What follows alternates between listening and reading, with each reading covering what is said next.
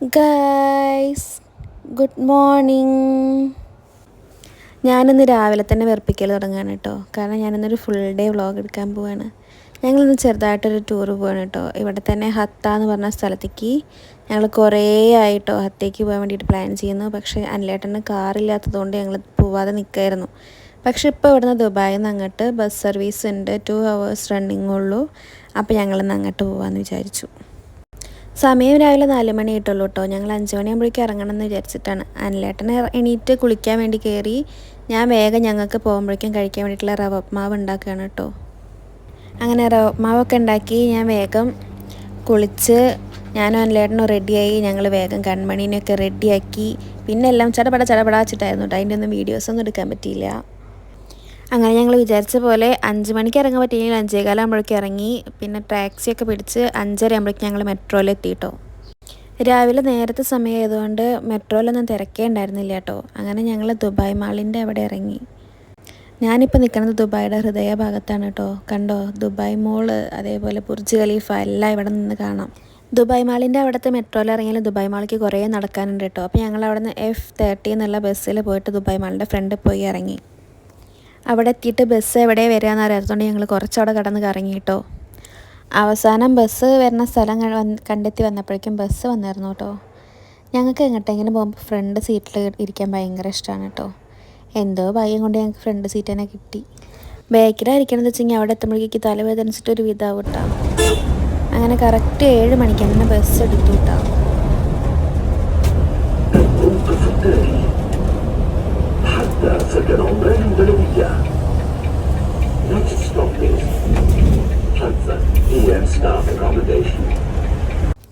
സൂര്യൻ ഇങ്ങനെ ഉദിച്ച് വരുന്ന സമയമായതുകൊണ്ട് തന്നെ രാവിലെ ഇങ്ങനെ യാത്ര ചെയ്യാൻ നല്ല രസമായിരുന്നു കേട്ടോ.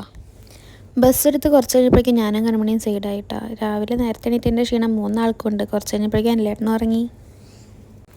ഇടയ്ക്കൊന്ന് കണ്ണൂർ നോക്കിയപ്പോൾ ഫുള്ള് മലകൾക്കിടയിലൂടെയാണ് കേട്ടോ ഞങ്ങളിങ്ങനെ പോണത്. അങ്ങനെ ഒരു 8:50 ആകുമ്പോഴേക്കും ഞങ്ങൾ ഹത്തയിലെത്തിയിട്ടോ. ഇതാണ് ഞങ്ങൾ വന്ന ബസ്. ഞങ്ങൾ അവിടെ നിന്ന് ഫസ്റ്റ് പോയത് ഹത്ത കയാക്കിങ്ങിനാണ് കേട്ടോ. അവിടെ മേലെ നിന്ന് തന്നെ ടിക്കറ്റ് കൗണ്ടർ ഉണ്ട്. അപ്പോൾ അവിടെ നിന്ന് ടിക്കറ്റ് എടുത്തിട്ട് വേണം താഴത്തേക്ക് പോകാൻ. 3 ആൾക്കുള്ള ഒരു ടിക്കറ്റിന് 120 ദിർഹംസാണ് കേട്ടോ. 3 ആളെന്ന് പറയുമ്പോൾ ഒരു അച്ഛനും അമ്മയും കുട്ടിയും. ഞാനും കൺമണി ഫുള്ള് മാസിട്ട് നടക്കുകയാണ് കേട്ടോ. ഹത്ത ഡാമിൽ ഫുള്ള് വളർത്തു മീനുകളാണ് കേട്ടോ. വെള്ളത്തിൻ്റെ കളർ തന്നെ കണ്ടില്ലേ, എന്ത് ഭംഗിയാണ്. ഞങ്ങളൊന്ന് കയാക്ക് ചെയ്തിട്ട് വരാം. കൺമണി,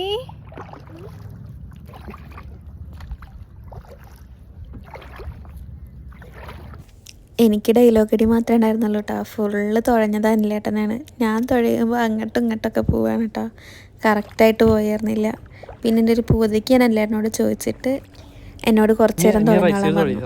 അപ്പം തന്നെ എൻ്റെ തുഴച്ചിൽ കണ്ടപ്പോൾ തന്നെ നിങ്ങൾക്ക് മനസ്സിലായല്ലോ, ഭയങ്കര സ്പീഡിലായിരുന്നു വണ്ടി പോയെന്ന്. വണ്ടിയെല്ലാം തോണി. അങ്ങനെ അനിലേട്ടൻ തന്നെ തുഴയാൻ തുടങ്ങി. ഇടയ്ക്ക് ഒരു സ്പീഡ് ബോട്ട് പോകുന്നുണ്ട് കേട്ടോ. എന്തിനാണെന്ന് വെച്ചാൽ ഡാമിലെ വെള്ളത്തിൽ ഓളങ്ങൾ ഉണ്ടാക്കാൻ വേണ്ടിയിട്ട്. അപ്പോൾ നമുക്ക് ഈ കയാക്ക് ചെയ്യുന്ന ആൾക്കാർക്ക് ഇങ്ങനെ നല്ലതിൽ പോവാമല്ലോ.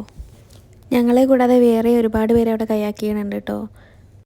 ഒരാൾക്ക് പോകാനുള്ളതും ഒരുപാട് പേർക്ക് പോകാനുള്ളതും അങ്ങനെ ഒരുപാട് ടൈപ്പ് കയാക്ക് ചെയ്യാനുള്ള തോണികളവിടെ വേറെ ഉണ്ട്. പക്ഷേ ലാസ്റ്റിൻ്റെ അവിടേക്ക് എത്തുമ്പോഴേക്കും ഞങ്ങൾ മാത്രമായിരുന്നു കേട്ടോ. ബാക്കിയുള്ളവരെല്ലാം അങ്ങോട്ട് എത്തി തിരിച്ച് പോരാൻ തുടങ്ങിയിരുന്നു. എല്ലാവരും ഒരുമിച്ചല്ല ഇറങ്ങിയത്. അവരൊക്കെ ആദ്യം ഇറങ്ങിയ ആൾക്കാരായിരുന്നു. നമ്മൾ പോണതിനനുസരിച്ച് നമുക്ക് ഓരോ തോണി തരും, അങ്ങനെ ആയിരുന്നു. പിന്നെ അങ്ങോട്ട് പോകണ ഉഷാറ തിരിച്ചു വരുമ്പോൾ ആർക്കും ഇല്ല കേട്ടാ.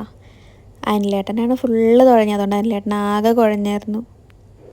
മേലെത്തിയത് ഞങ്ങൾ അവിടെ നിന്ന് ഓരോ വടാപ്പാവ് മേടിച്ച് കഴിച്ചു. പിന്നെ അവിടെ കുറേ ഭംഗിയുള്ള കല്ലുകളുണ്ടായിരുന്നു കേട്ടോ, ഓരോ ഷേപ്പിലൊക്കെ. ഞാൻ കുറേ എണ്ണം പുറക്കിയെടുത്തു. അങ്ങോട്ട് പോകുന്ന ബാഗിൻ്റെ വെയിറ്റ് അല്ല കേട്ടോ, തിരിച്ചു വരുമ്പോൾ ബാഗിനുണ്ടായിരുന്നേ. പിന്നെ ഞങ്ങളവിടെ നിന്ന് നേരെ പോയത് ഹത്ത ഹെറിറ്റേജ് വില്ലേജിലേക്കാണ് കേട്ടോ. അവിടെ കാര്യമായിട്ട് കുറേ കടകളും പിന്നെ കുറേ സ്റ്റേജ് അങ്ങനത്തെ എന്തൊക്കെയോ സംഭവങ്ങൾ, പണ്ടത്തെ കുറേ ബിൽഡിങ്ങും എന്തൊക്കെയായിരുന്നു തോന്നുന്നുണ്ട്. പിന്നെ നിങ്ങൾ ഈ സാധനം കണ്ടിട്ടുണ്ടോ? ഇത് കറ്റാർ വാഴയുടെ പൂവാണ് കേട്ടോ. ഇത് ഞാൻ ആദ്യമായിട്ട് കാണുകയാണ്. പിന്നെ ഞങ്ങളിവിടെ വന്നപ്പോൾ തൊട്ടിട്ട് ഞാൻ കുറേ സ്ഥലത്ത് ഇങ്ങനൊരു കായ ഉള്ള മരം കാണാനുണ്ട് കേട്ടോ. അപ്പോൾ ആദ്യമായിട്ടാണ് ഇത് അടുത്തുനിന്ന് മരം കിട്ടണത്. അങ്ങനെ ഞാനത് പൊട്ടിച്ചിട്ട് അതിൻ്റെ ഉള്ളിൽ എന്താണെന്ന് നോക്കി. അപ്പോൾ പൊട്ടിച്ചിട്ട് എന്താണെന്ന് മനസ്സിലാവാത്തത് ഞാൻ നിലത്തിലിട്ടൊന്ന് ചവിട്ടി വയ്ക്കി. അപ്പോൾ അതിൻ്റെ ഉള്ളിൽ പ്രത്യേകിച്ചൊന്നുമില്ല എന്ന് മനസ്സിലായപ്പോൾ കുറച്ച് സമാധാനമായി.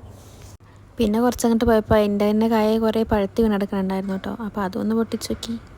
പിന്നെ ഇവിടെ വന്നിട്ട് ഞങ്ങൾ ഇതുവരെ ഒരു ഫോട്ടോ പോലും എടുത്തിട്ടില്ല കേട്ടോ. ഹത്തയിൽ വന്ന ഓർമ്മയ്ക്ക് ഞങ്ങൾ അവിടെ നിന്ന് കുറേ ഫോട്ടോസ് എടുത്തു ട്രൈപോഡ് വെച്ചിട്ട്.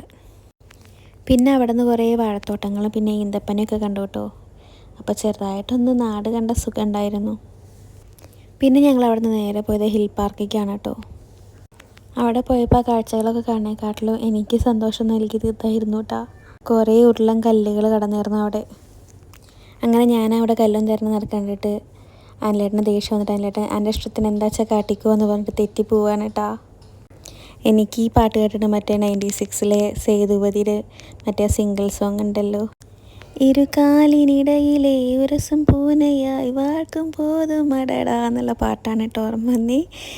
ഈ പാട്ട് കേട്ടിട്ട് ആരും എന്നെ ട്രോളാൻ വരുന്നുണ്ടാ. എനിക്കത് ഓർമ്മ വന്ന് നിങ്ങൾക്ക് മനസ്സിലാവാൻ വേണ്ടി പറഞ്ഞതാണ്. പിന്നെ അവിടെ നോക്കി നിന്നിട്ട് കാര്യമില്ലല്ലോ. അങ്ങനെ ഞാനും കൺമണിയും അതിൻ്റെ മേലേക്ക് നടക്കാൻ തീരുമാനിച്ചു. കണ്ടിട്ട് തന്നെ പേടിയാവുകയാണ്, അതിൻ്റെ മേലേക്ക് എത്തണം. ഞാനും കൺമണിയും കണ്ട പൂവും കായൊക്കെ പറിച്ച് മെല്ലെ മെല്ലെയാണ് കേട്ടോ അതിൻ്റെ മേലേക്ക് കയറിപ്പോയേ. അനിലേട്ടൻ്റെ പൊടി പോലും ഇവിടെ ഒന്നും കാണുന്നില്ല ഗൈസ്. അങ്ങനെ ഞങ്ങൾ അവിടെ എത്തിയപ്പോഴേക്കും ആശാൻ അവിടെ നിന്ന് കണ്ടിങ്ങോട്ട് ഇറങ്ങാണ് കേട്ടോ. എന്തായാലും അതുവരെ എത്തിയതല്ലേന്ന് വിചാരിച്ചിട്ട് ഞാൻ അതിൻ്റെ മേലേക്ക് കയറി. ആഹാ, അടിപൊളി വ്യൂ. കയറി വന്നില്ലായിരുന്നെങ്കിൽ എനിക്കിത് മിസ്സായി പോയേനെ ഗൈസ്. പിന്നെ ഞങ്ങൾ തിരിച്ചിറങ്ങി. ഓരോ തണൽ കാണുമ്പോഴും അവിടെ ഇരുന്നിട്ടാണ് കേട്ടോ ഞങ്ങൾ ഇറങ്ങണേ. അങ്ങനെ ഇരുന്നപ്പോൾ മേലെന്ന് കുറേ സൗണ്ട്. വേറെ ഒന്നുമല്ല കേട്ടോ, കുറേ കുഞ്ഞു കുഞ്ഞു കിളികളാണ്. അതുകൊണ്ട് ഇനി അവിടെ ഇരുന്നിട്ടുണ്ടെങ്കിൽ കിളികൾ പണി തരുന്ന തോന്നിയതുകൊണ്ട് ഞങ്ങൾ വേഗം ഇറങ്ങി നടന്നു. പിന്നെ അവിടെ ഇങ്ങനെ ഒരു പുല്ല് പോലത്തെ ചെടി കണ്ടു കേട്ടോ. അത് നമ്മളുടെ ഡ്രസ്സിലൊക്കെ വെച്ചിട്ടുണ്ടെങ്കിൽ ഇങ്ങനെ ഒട്ടും.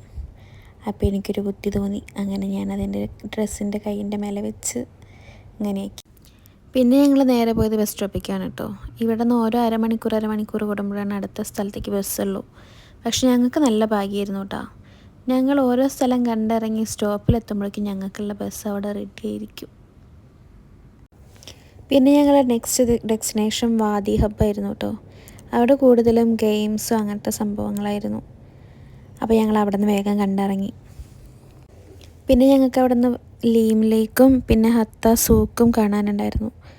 പക്ഷെ അതൊക്കെ ഞങ്ങളിങ്ങനെ വണ്ടിയിൽ യാത്ര ചെയ്യുമ്പോൾ തന്നെ കണ്ടിരുന്നതുകൊണ്ട് ഞങ്ങൾ പിന്നെ അവിടേക്കായിട്ട് സ്പെഷ്യലായിട്ട് പോയില്ല കേട്ടോ. തിരിച്ച് ഞങ്ങൾ ബസ് സ്റ്റേഷനിൽ എത്തിയതും ഞങ്ങൾക്കുള്ള ബസ് അവിടെ വെയിറ്റിംഗ് ആയിരുന്നു കേട്ടോ. തിരിച്ച് പോരുമ്പോൾ ഞങ്ങൾക്ക് ഫ്രണ്ട് സീറ്റ് തന്നെ കിട്ടി. പിന്നെ അത്രയും വെയിൽ കൊണ്ടതുകൊണ്ടും പിന്നെ കുറച്ചൊക്കെ അധ്വാനിച്ചതുകൊണ്ടും ഭയങ്കര ക്ഷീണമായിരുന്നു. ഞങ്ങൾ 3-4 ബസ് കിടന്ന് നല്ല ഉറക്കമുറങ്ങി. 4 മണിയാകുമ്പോഴേക്കും ഞങ്ങൾ തിരിച്ച് ദുബായ് മാളിൻ്റെ അവിടെ എത്തിയായിരുന്നു.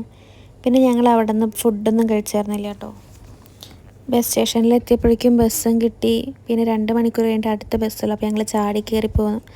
അങ്ങനെ ഞങ്ങൾ ദുബായ് മാളിൻ്റെ അവിടെ എത്തിയതും നേരെ കരാമയിൽ പോയി അവിടെ നിന്ന് നല്ല ബിരിയാണിയും കുറച്ച് ലൈം ജ്യൂസും കുടിച്ചു കേട്ടോ. അപ്പോഴാണ് കുറച്ച് സമാധാനമായി. അവിടെ നിന്നിട്ട് ഞങ്ങൾ തിരിച്ചു പോരുമ്പോൾ അവിടെ കരാമയിൽ തന്നെ ഉണ്ട് കേട്ടോ. ഇങ്ങനെ കുറേ സ്ഥലത്ത് വെച്ചിട്ടുണ്ട്, കുറേ ബൊമ്മക്കുട്ടികൾ തന്നെ വെച്ചിട്ട് ഇങ്ങനെ ഒരു സംഭവം. അതിൽ നമ്മൾ 1 ദിർഹംസ് ഇട്ടിട്ട് ഇതിങ്ങനെ ഇതാക്കിയിട്ടുണ്ടെങ്കിൽ നമുക്ക് അതിൽ നിന്ന് ഒരു ബൊമ്മക്കുട്ടീനെ കിട്ടും. ഭാഗ്യം ഉണ്ടെങ്കിലേ കിട്ടുള്ളൂ. എനിക്കിതുവരെ കിട്ടിയിട്ടില്ല കേട്ടോ. പക്ഷെ ഇന്ന് എനിക്ക് കുറച്ച് ലക്കുള്ള ദിവസമായിരുന്നു. അങ്ങനെ എനിക്ക് അതിനൊരു ബൊമ്മക്കുട്ടീനെ കിട്ടി.